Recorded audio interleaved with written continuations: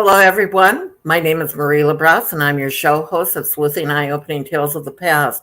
Right now, we're going to be talking about Ukraine and the crisis that's over there, and I have special guests on today that are helping make arrangements for things to be shipped over there, and they're doing this supply drive, and that it's so important that many of us here in the United States are feeling helpless. What can we do? How can we help? And this show is going to be dedicated today to how you, the listener, and how much we appreciate you, can help the effort, the war effort over in Ukraine. You're listening to WKDW 97.5 Real Community Radio out of Northport, Florida. In Northport, Florida is the largest Ukrainian community in the state of Florida, in case you already did not know that. And we have quite a few churches there and a large community, and they're part of the community of the city of Northport. With that being said, I would like to introduce you to all of our guests today. And first of all, I will introduce you to Nanette Leonard, who is the champion of the fresh Jersey tomatoes that is putting together this supply drive. Welcome to the show, Nan. Hey, how are you doing? I am doing fine. And I'm so grateful for what you're doing, because I was feeling helpless myself. And so many of us don't know who to trust. You know, when we're donating things to different people and that, who do you trust out there? Well, Nan Leonard, I know what you've done in the community, and I trust you. And I know when you do things, you do your research, you do your homework, you know that when you're helping out anybody, and I know that you help with mental health with the children, and Christmas time that you do a toy drive for those children. Now, the fresh Jersey tomatoes, before we bring on Natalya, our special guest, before we do that, give us a little background about the fresh Jersey tomatoes. Okay, well, the Fresh Jersey Tomatoes is a group that was founded in 2015. I moved here in 2012, and I kept bumping into these fabulous women from New Jersey, and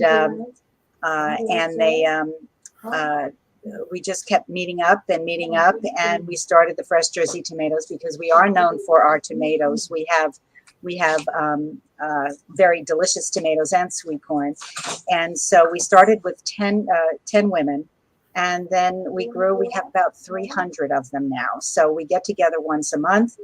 There's some of us that are retired, some of us that are not, some of us that are on board of boards here, nonprofit boards. And it's a wonderful, that's my dog, Casey. I'm sure he would have. And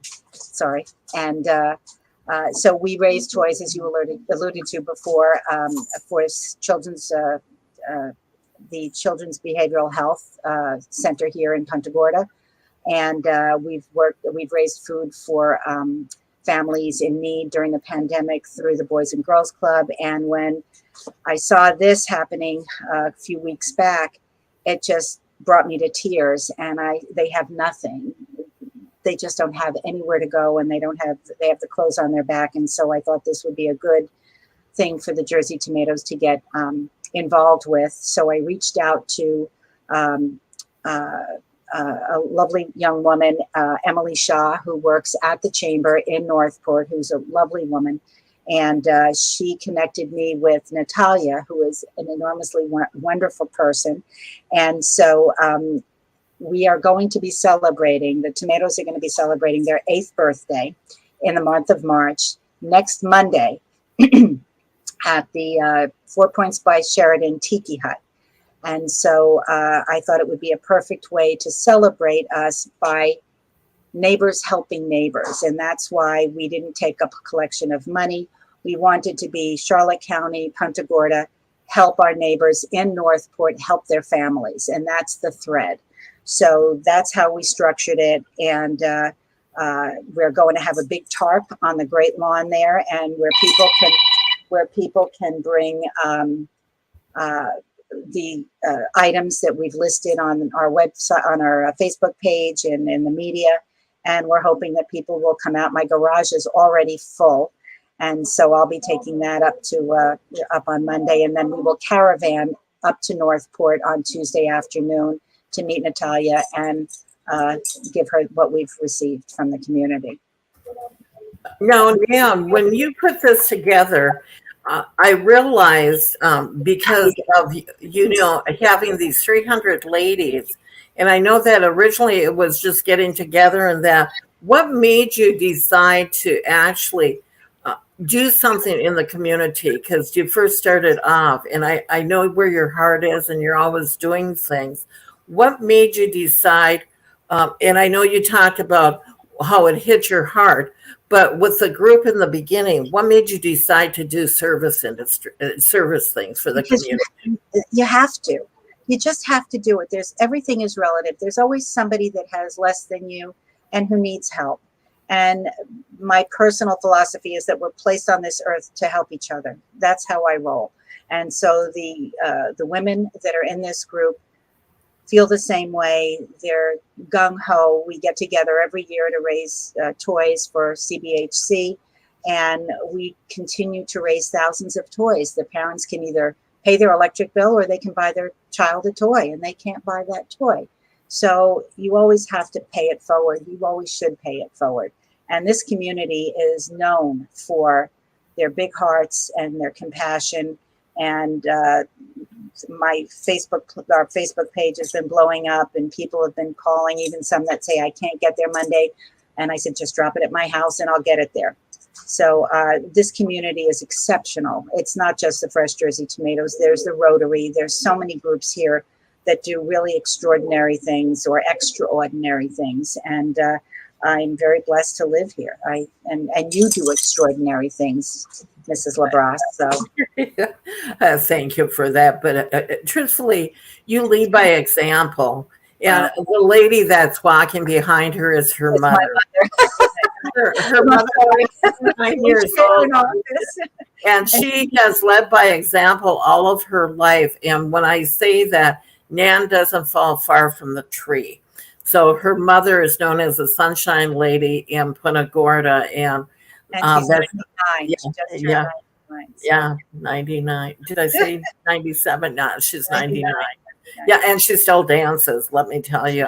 We're going to Harpoons this weekend. Yeah. Okay. I would like to bring on our special guest, Natalya Takashman. No, let me bring her up on the screen there. Hi, Natalya. Hi, and thank you for so much me. for joining us today. Thank you. Now, Natalya, we were talking off air before, and I would like to tell people before we even go into everything, where you're from, who's left over there, and why it's so important to you to try to get supplies to family and friends that are left. So I moved to United States from Ukraine when I was 12. My husband is from Ukraine as well. We met here in America, but his parents live in Ukraine. So his mom is hosting her house to refugees that are fleeing. They live on the border of Ukraine and Romania and Moldova, both of those countries. So a lot of traffic of refugees are going through their cities, and their city is running low on supplies because everything is like sold out in the stores. So we are donating just necessary stuff for everyday life. Like we need pillows and blankets and personal care items, just anything for people to survive. And you're also while they're traveling to a safer country. And usually they're traveling just like with one bag and a whole family, so they have nothing. That's why. So what you're looking for, and Nan, you can jump in here too. You're looking for pillows, blankets, personal hygiene items, baby formula, diapers. What else are we looking for? Ibuprofen, gauze, Band-Aids, rubbing alcohol, first aid kits, flashlights, batteries, baby bottles, diapers, baby wipes, anything. Think about what would happen if, God forbid, I mean, we've gone through enough hurricanes down here, but Right. imagine we had to evacuate and we had to survive. And that's what these people are doing. Unfortunately, what they're coming home to is just horrendous, just absolutely horrendous. Right. Anything of that. And I didn't even think about that when you were talking about bandages stuff. We're in a senior citizen area. And how many of us have had different people in our family do things and you have supplies? In fact, I was just saying that to my husband. I said, I have this huge thing of gauze bandages and all that kind of stuff. I said, I don't know if we'll ever use that. What should we do with that? Nan, We'll they take just told me what to do with it. Yeah. So, you know, so many people may have some of those things around, and everything should be brand new that you're giving to you all. Nothing used in that to have it new. Now, Nan and I, dropping it off at Tiki's at the Tiki Bar down in Punta Gorda in that area. That explain to people how you get there, because it's kind of tricky if you've never been there to go into that area. Well, if What you, would you suggest? you do not go over the bridge from Punta Gorda. If you're coming from Punta Gorda, do not go over the bridge. Right before the bridge, there's this little turnoff, and that will bring, when you see the hotel, it's the entrance to the driveway. And then you go straight down to the end and you make a left, and then you'll see the tiki hut to the left. And you just park, you should actually park near it so that you don't have to carry all of your donations far. And then park your vehicle, and then and we'll, and go have a drink at the Tiki Hut. We will be celebrating in a separate area the Fresh Jersey Tomatoes' 8th birthday. And I've asked Natalya and her sister-in-law to come and share that with us this time, and hopefully she'll speak to our group. And that's from what time to what time? It's from 5:30 to 8 o'clock. And then Okay. we'll shut down and we'll start packing up the stuff. Natalya, we're going to try to pack it up so that it's separated so that you don't have to do that again. We'll do the best we can. So, and then that following afternoon, we will caravan up to Northport and to their chamber and drop it off there and do whatever. At that point, it's up to Natalya with what we need to do for her. No, is there, if somebody wants to get a hold of you, is there a phone number or an email to send to?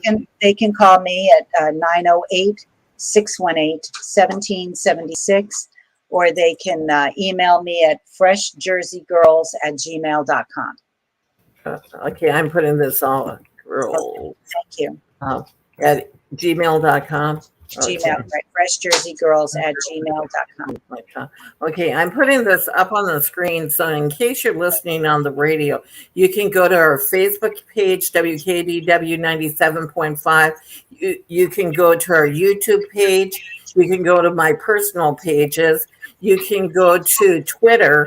We're doing this all, it's going to 8 different locations right now, so you should be able to find this information out there. If you can't, just call actually you can call me, and I'm streaming across the bottom of the page. My phone number is 941-815-6230, and I don't have it there. I'll change it.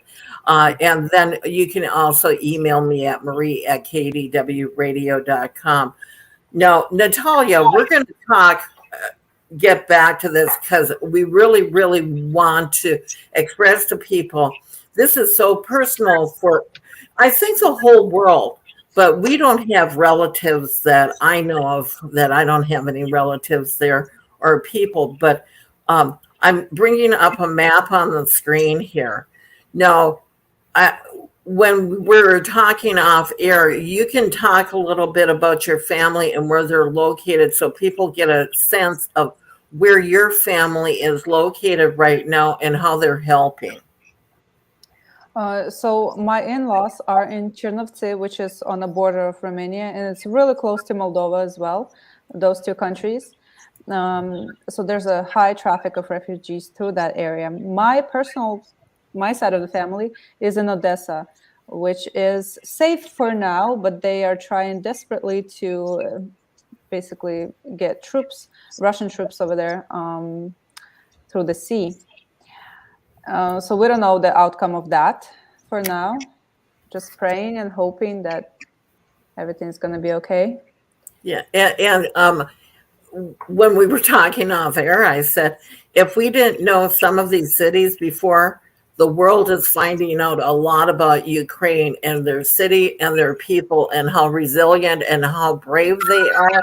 And not only that, they look like us. I mean, it could be us. No matter where you are in the world, Ukraine is just a starting point. In my own estimation of a person like Putin and his thugs, what I'm thinking of. And, it scares me when I see the aggression because I study history. And the show that we're doing right now is Sleuthing Eye-Opening Tales of the Past. But a lot of people don't know about the history of Ukraine even before and how they've had to fight through all the years and what Stalin did to them in the 1930s, where he starved over millions of people in Ukraine. And, if you look back in history has a way of repeating itself. And if we're not careful, it'll skip a couple of generations, but then you sometimes go back to some of the same things. And Stalin was very cruel, what he did with the Ukrainians. And from the history that I read on it, that the farmers, even a small child, they were made to grow to supply Russia with the vegetables and the food and stuff to go over to Russia. But if they were caught, even a small child taking a grain of wheat, they would have been killed or, dealt harshly with. So a lot of people don't understand the power when somebody is in a country like this. Now, Natalya, what time frame were you born in? Were you born back in the 90s? Yeah, I was born in 1992, just after Ukraine went independent. Yes. But my grandpa, from his family, he had 7 sisters and brothers in his family. Only him and his brother survived the starvation. The stories that he was telling me, they were so crazy. I couldn't even believe that it was true. Like, people were eating their own babies. Because when you're starving, your brain is not working right. And can you imagine? And I couldn't believe it. I'm like, maybe there's something more to it. How can you eat your own baby? But after seeing what's going on and how cruel humans can get, I can't believe anything at this point. Absolutely. And that's one of the things, cannibalism, even when people are in plane crashes and somebody dies and stuff, you do revert to things. Not saying that we're at that point, no, but to realize that in humanity, if you go back in history, and that's why us as the U.S. and people that we do have, we need to share what we have with the people, get it there as well as we can. And right now, Nanette Leonard, you and the Fresh Jersey Tomatoes, along with Natalya Takashman and all the people that are putting this together. Now, Natalya, I know that it may be, we may not want to talk exactly about the logistics of how everything's coming into the country, but actually in the U.S., we know you may want to refer about actually the street of the churches. Down Biscayne, how many churches are there that are Ukrainian and from the Eastern countries? That Northport is known for having such a large Ukrainian community. When you came over here to the U.S. and you said you were 12 years old, how were you received here? I came to California. We just moved here to Florida 2 years ago. Okay. It was my dream to come to US growing up because we were watching all the movies and life in America was so different. It was just so different. I remember watching, I don't know if you know, Malcolm in the Middle. Mm-hmm. Have you heard about that? I Yes. used to watch it in Ukraine, and that family was portrayed as poor family.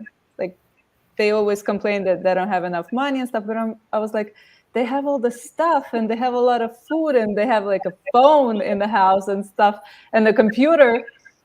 How could they be poor? If that's how poor people live in America, I want to go there. And so, yeah, I am just so grateful. I'm privileged to move here from Ukraine when we did. And yeah, the way Americans, they were open to any nationality. They, like, our neighbors would bring us food and just welcome us, and like just anything they had. And it was so different and so warm and welcoming. And it's provided you unity because you just started your own business, right? Yeah. Right. Yeah, Tell we me moved about here that. to Florida, and we opened a home care agency for seniors. It's the Nurse Next Door, together with my sister-in-law.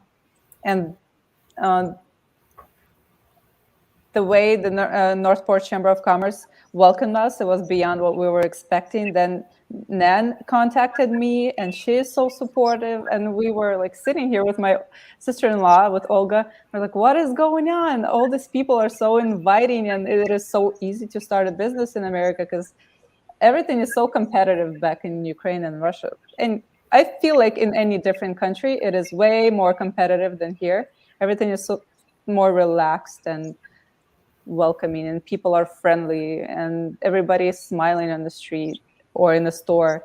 Like back in any Slavic country, I think, if you smile just like on the street or in the store, people are like, why are you smiling? What are you laughing at? What's wrong with you? That's Yeah, interesting. totally different mentality, culture. No, your in-laws are close to the Polish border, so they're taking in refugees at their home, Yeah, correct? yeah, they're closer to Romanian. Can you talk a little bit about the experience that they're experiencing, what they're seeing? Yeah. So the families that are fleeing, like my mother's-in-law story, they came with with just one bag, no extra pair of shoes, pair of clothes, pair of socks. So she had to go to the store and buy everything off of those shelves that's left to provide for them, and they had to borrow some stuff from their neighbors, and it's just the chaos, not something you want to go through, you know. So she has 10 people in her house right now, and they're switching on a daily basis, basically.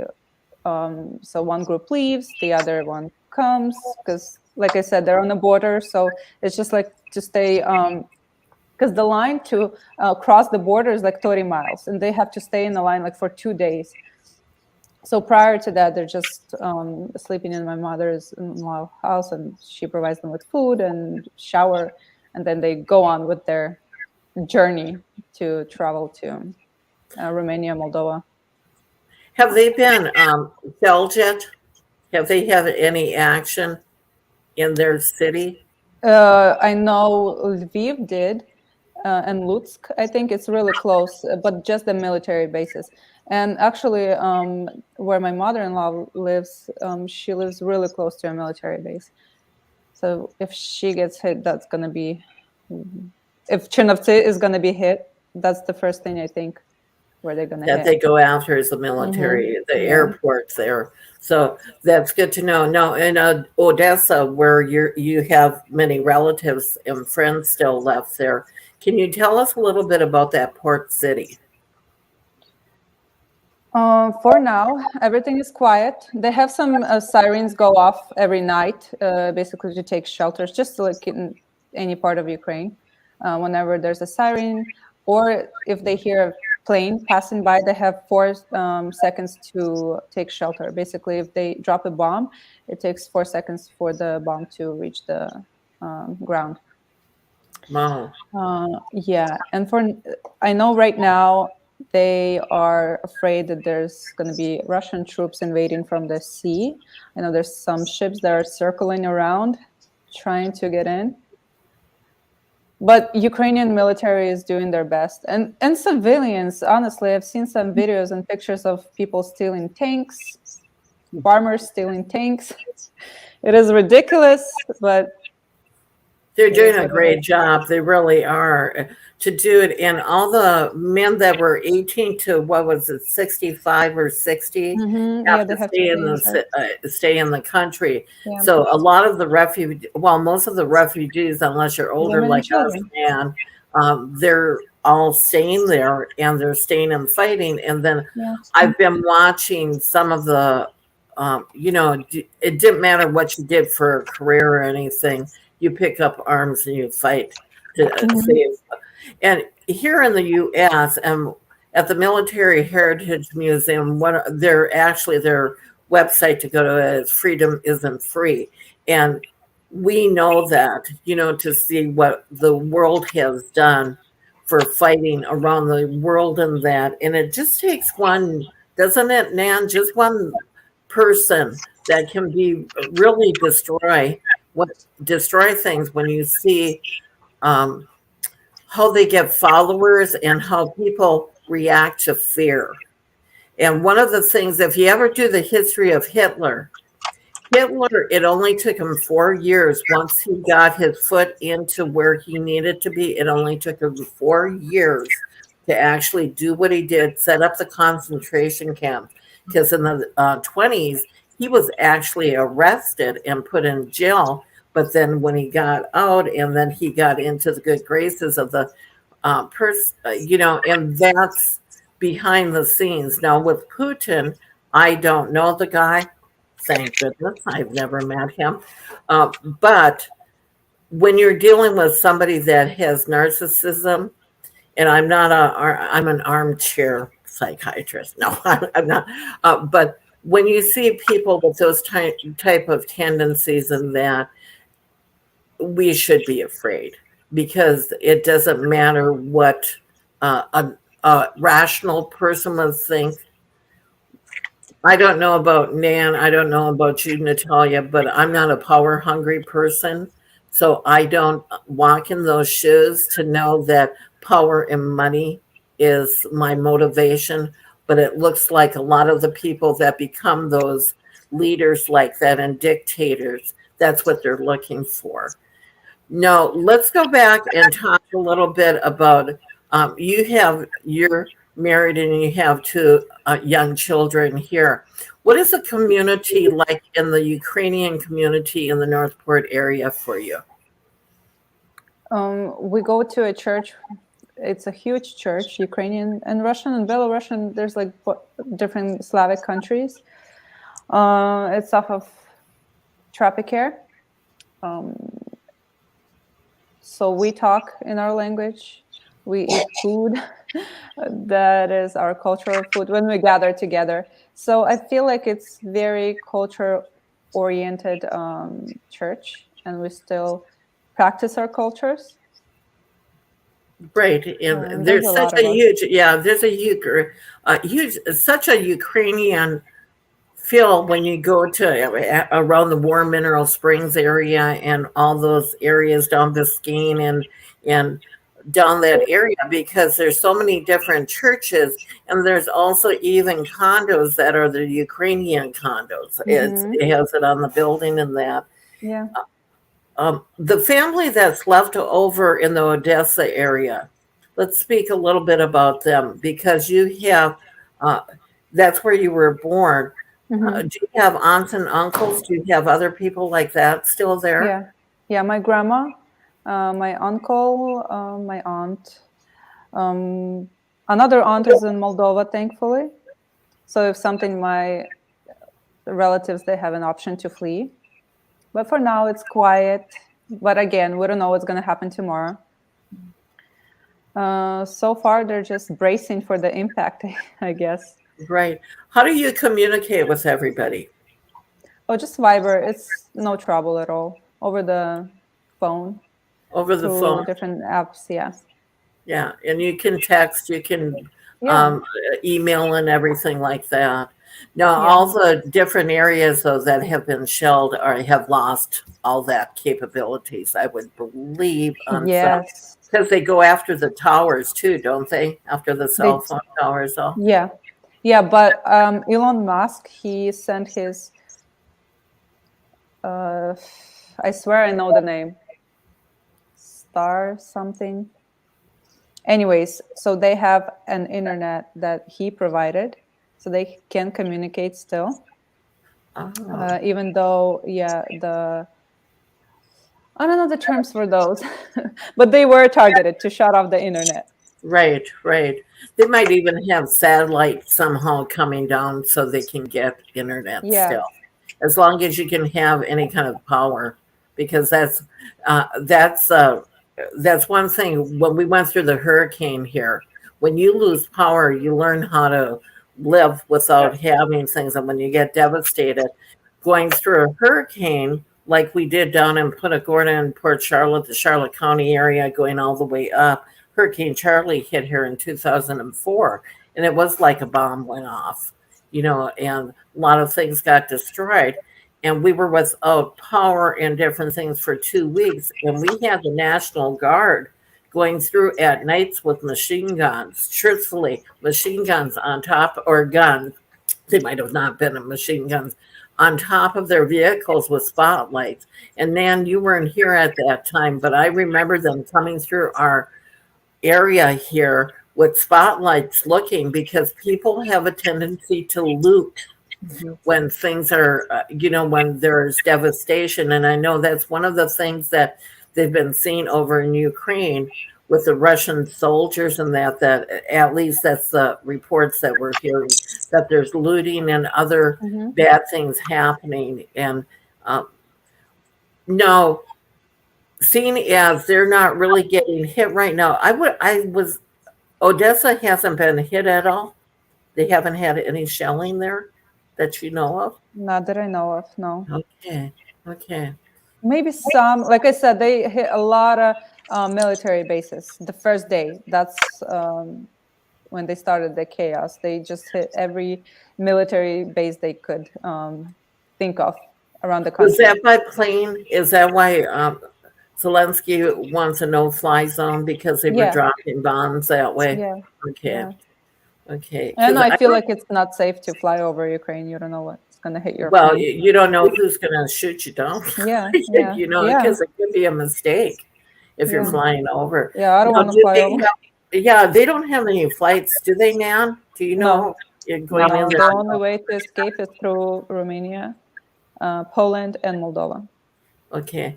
And the way that they're getting out is by bus, train, walking, By or bus. car. Yeah. And walking, a lot of walking on the border. It takes 2 days to cross the border. What does the temperature get like there right now, this time of Temperature year? is really cold. Sorry, my baby just ran in the house. Anyways, it's really cold.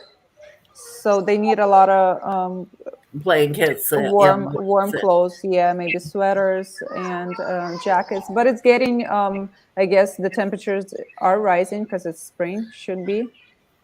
But I know they had snow in Kiev like a week ago when people are fleeing. Yeah. Yeah, and that's one of the things too. When you're, I'm from northeastern Minnesota, and I know, Nan, you were a snower, Hunter Mountain, a snowboarder. One of the things is to survive in the cold. There's a skill set that you need to really have, so you don't get frostbite, that you don't get hypothermia. And one of the things, are you guys sending any of the warming packs? Do you guys? Yeah, is that something that they're asking for? There's these things that you can actually just break, and you put it in your gloves, and it keeps your things warm. It's called a hot pack, Natalya, and they may Okay. put it on your hands I as don't- well as your feet. I know they sell them at Walmart because I Mm. bought some of them for a friend that was moving back up north. But we Okay. can certainly get some of those as well, and that might help. Yeah. Yeah, that helps keep you warm. Northeastern Minnesota, where it gets 40 below sometimes, you learned how to survive real quick of what to make sure that Mhm. you're wearing in that. Let's go back to Nan. Let's talk about the things that that you do really, really would like to have um, brought up. You know, given to everybody. You Well, know, we need they need medicine, Tylenol, ibuprofen, gauze, rubbing alcohol, Band-Aids, first aid kits, bottles, blankets, diapers, baby wipes, Infamil. It's a dry powder baby food, flashlights, batteries, anything to sustain them during this horrendous time. Um, will you but take will you take money? Natalya, take that question.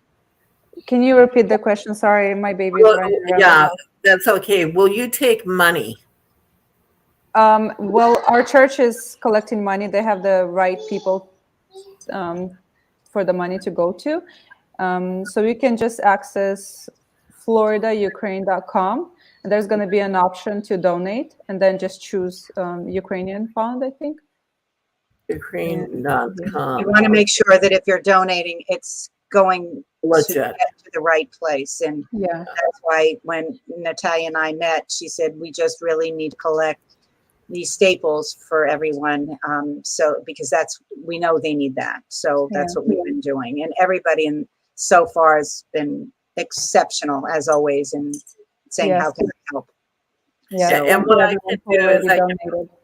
yeah, I have the website here, so I'll bring it up on the screen for people in case they would like to go to one of those places that they can find out how to help. And that's one thing that we are talking about this, because like was telling you ladies before we came on air, we have over 19,000 listeners on the radio that will get this, and it's streaming to 8 different social media. So I know that it'll have a far reach. And I would like to say to anybody that's listening right now, if you could share this show with your friends, we would really, really appreciate that.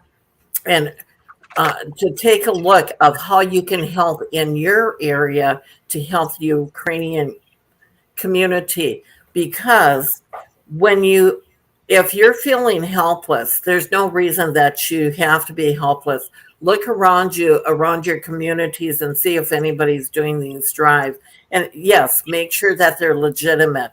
We do know that they're legitimate with everything because they're so integrated within our communities. So, and it's going to their family and relatives and friends over in the Ukraine.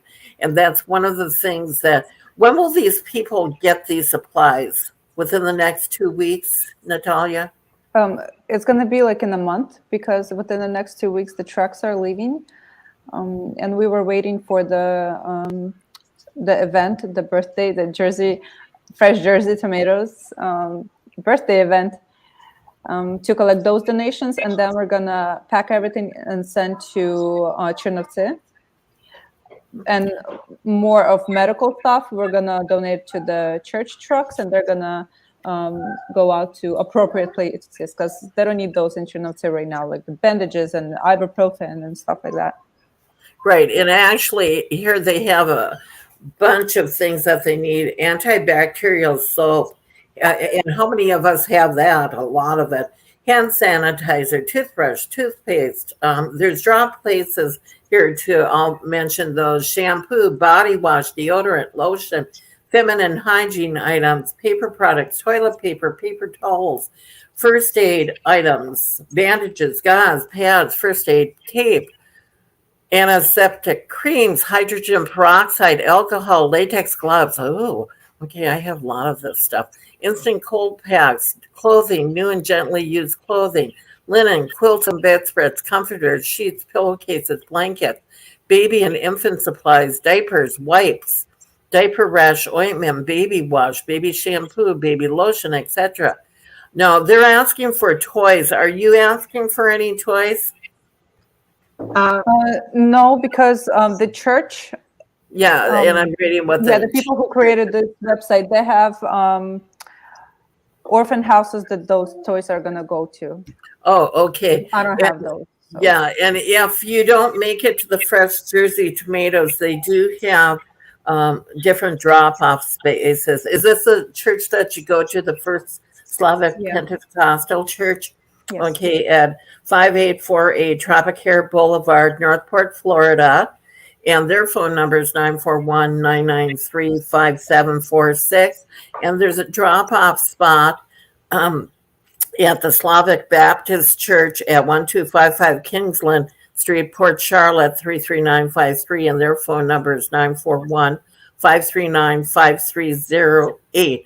But this show right now, we're talking about Nan Leonard's Fresh Jersey Tomatoes that have their drop-off spot this coming up Monday, March 21st from 5:30 to 8 p.m. at the Tiki Bar at the 4 Points by Sheraton in Punta Gorda. You actually, if you're coming from the north part, you have to go over the bridge and then cross over to come back, but don't cross the bridge the other way. And it's a real tricky to get into that driveway. And if you miss it, you're going back over the bridge. You're going to be coming back around.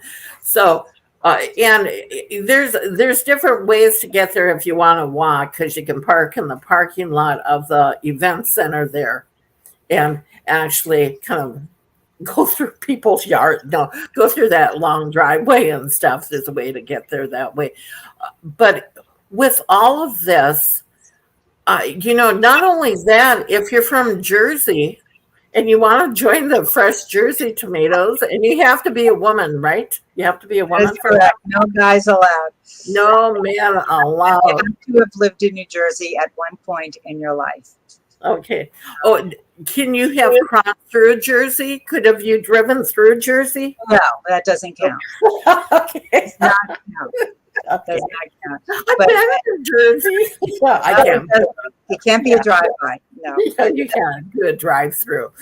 But we're hoping that everybody comes out, and if you can't make it that night, give me a call. You can drop it off here. I can come pick it up if I can. And I don't know how much my truck will hold, but I'm already having my mother go with a friend of mine so that I can put all the stuff in my truck, and she will transport her. And I'm bringing up on the screen Nan's information here, and her email is freshjerseygirls@gmail.com, and her phone number is 908-618-1776.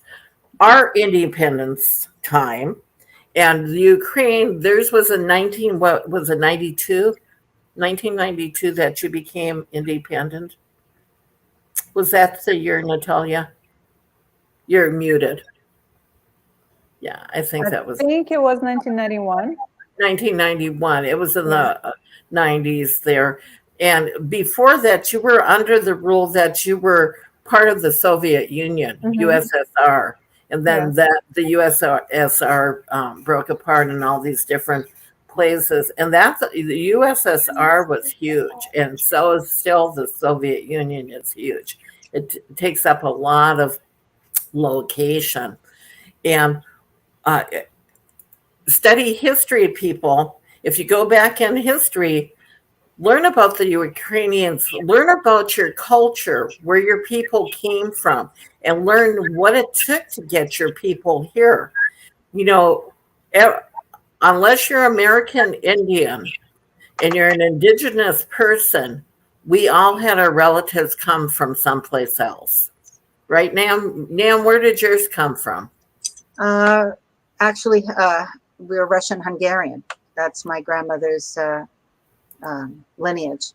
And they settled in Brooklyn and then New York City and, now Florida. And now Florida. And but I think that what broke my heart when I was watching the newscast was these children must feel so displaced.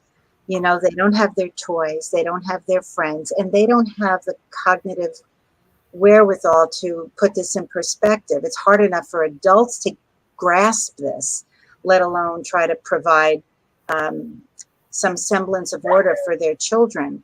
And one of the newscasts that I saw was this beautiful young, I don't know, 10 or 12-year-old, and she was singing Let It Snow in your language, Natalya. And she had the most angelic voice. And she was, all of a sudden, everything just stopped. And everybody just got very quiet. And she had this beautiful voice of an angel. And that's the inner strength that people find when they're faced with this horrendous adversity. And another, I'm sorry, go ahead. Another sad thing is a lot of them are traveling with their pets, like dogs and cats. Yes. And they get to the border and they can't take their pet with them, and they have to leave them on the border. And there's people who are taking the animals and shelters, but still, it's the saddest thing. Those kids, they had to let go of their favorite dog. And we have a family that came here to Northport, actually. So it's a mother with 3 kids, and their dad is in Kiev because he can't leave the country.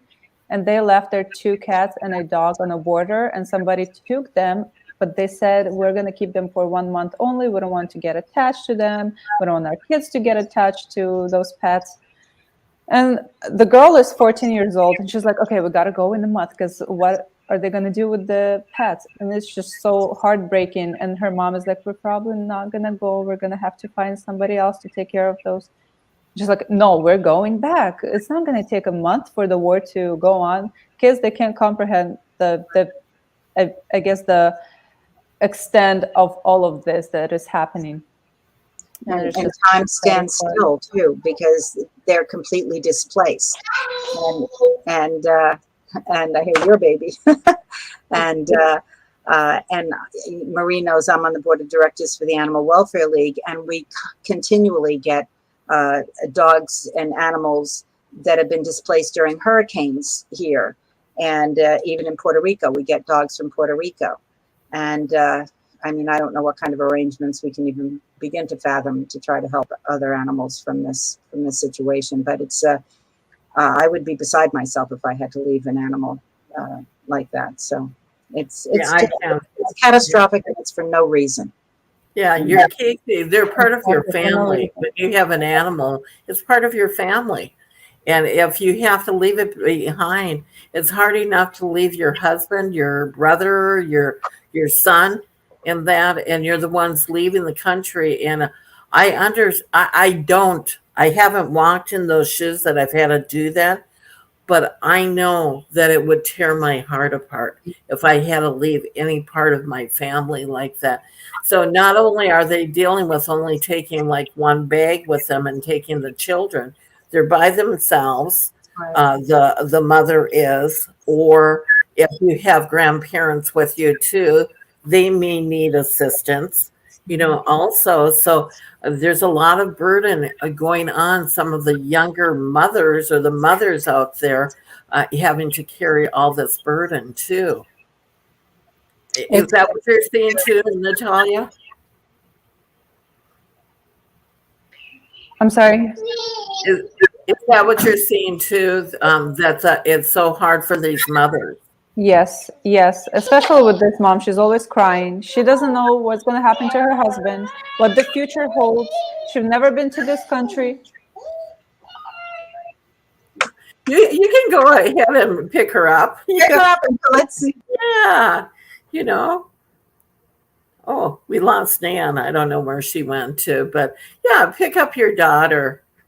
Is that a daughter or a son? She's a daughter, yeah. And apparently my husband can't keep her inside of her rooms. Oh, she keeps escaping. Okay. Yeah, we're almost done. We only have a few more minutes left. And you know what? That's reality. Having your daughter there. Can you imagine if you were trying to even travel with, your young children, your husband wasn't with you, and that's what a lot of us have to imagine. Yeah, and also being pregnant. That is like my biggest pet peeve. I don't know, of being pregnant during a war. You don't know when you're going to be in labor, what's going to happen to your baby? And you've been carrying that baby for 9 months. And I've seen some videos of hospitals being bombed and pregnant women dying. And that is just heartbreaking. Yeah, I can't even start to describe the eastern part of Ukraine right now. It's just beyond sad. A lot of people are dying. They're burying them in one grave because there's nothing to do. Like, there's no other services.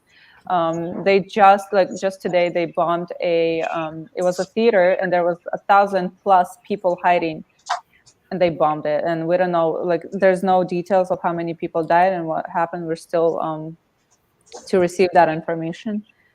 But it's just beyond sad, and it is so unnecessary, so unfair that just common people, poor people, citizens, they have to suffer for somebody else's ambitions. I don't even know. Well, It's horrendous. It is horrendous, and that's why the Fresh Jersey Tomatoes, with that group of 300 ladies, they're getting together to do this amazing supply drive. And again, I would like to remind everybody to make sure that you get a hold of, well, actually, if you show up on Monday night, March 21st, at the Tiki. Okay, go ahead, Nan. I always go. Tiki's at 4 Points by Sheridan. And it's I can't remember the exact, it's on Tamiami Trail. So if you head towards the bridge from Punta Gorda, you just make a left before the bridge, and you'll just go straight in the driveway, and you'll be directed. You'll see, how to get to, you can't miss the Tiki Hut. Just look for a big Tiki Hut and you'll find us. Exactly. And it's from 5:30 to 8 p.m. And if you can't make it, but you want to donate, you can get a hold of Nanette Leonard, 908-618-1776. Remember that last number, 1776, our independence. You're helping the Ukrainians to keep their independence. And Fresh Jersey Girls with an S at gmail.com. If you want, just email Nan. And it's a way that you can help. If you can't help doing anything, at least help them here to get those supplies there, because we are the richest country in the world, I guess. I don't know. I haven't taken the poll lately, but that's what we've been told over the years. And that. Thank you, ladies, for coming on with me today. Thank you so much for having us. Really, we really appreciate you, Marie, and thank you, Marie. Thank you from the bottom of our hearts. Thank you so much, and thank you to our audience for the privilege of your time listening to us. And remember, there's one thing in life you have a choice of being, either to be kind or not to be kind. Make a difference in this world and just be kind. Thank you, everybody. This is Marie LaBrosse, show host from Sleuthing Eye-Opening Tales of the Past, coming to you from WKDW 97.5 FM Real Community Radio out of Northport, Florida, from the Bishop West Real Estate Tower. Bye-bye, everybody, and see you again.